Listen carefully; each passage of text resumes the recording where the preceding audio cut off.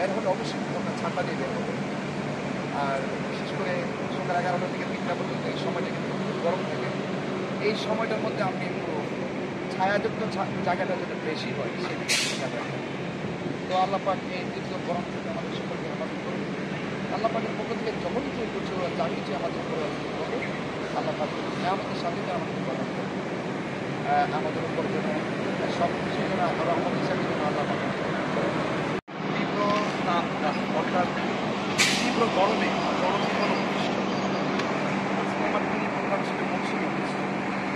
তো আসলে এই অবস্থা দেখছি গরমে, সেই গরমের কারণে জনজীবন অতিষ্ঠ।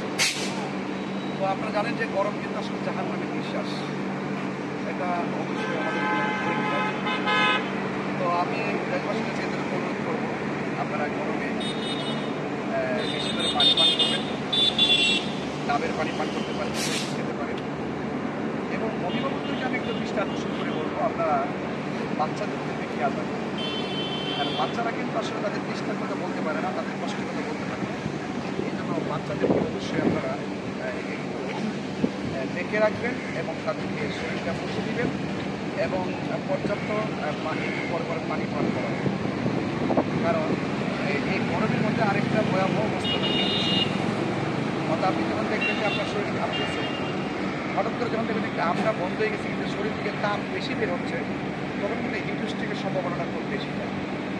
সেই জন্য আপনাদের সকলের উচিত সেদিকে লক্ষ্য রাখা। আরেকটি কথা হলো যে আপনার এই গরমের কারণে আপনি শরীর থেকে যে লবণাক্ত পানিটা বের হয়, এটা কিন্তু একটা শরীরের একটা উপাদান বের হচ্ছে। সেই জন্য আপনার সেই ঘাটতিকে পূরণ করতে হয়, অবশ্যই আপনাকে প্যারা খেতে পারেন এবং পর্যাপ্ত পরিমাণ পানি পান করতে হবে।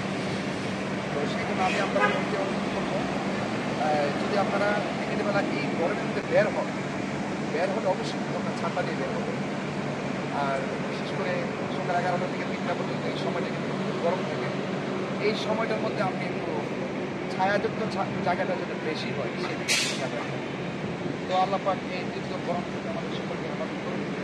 আল্লাহ পাকের পক্ষ থেকে যখন কিছু যা কিছু আমাদের উপরে হবে, আল্লাহ পাক আমাদের সাথে আমাদের প্রদান করবে। আমাদের উপর যেন সব কিছু যেন রহমত হিসাবে যেন আল্লাহ পাক আল্লাহ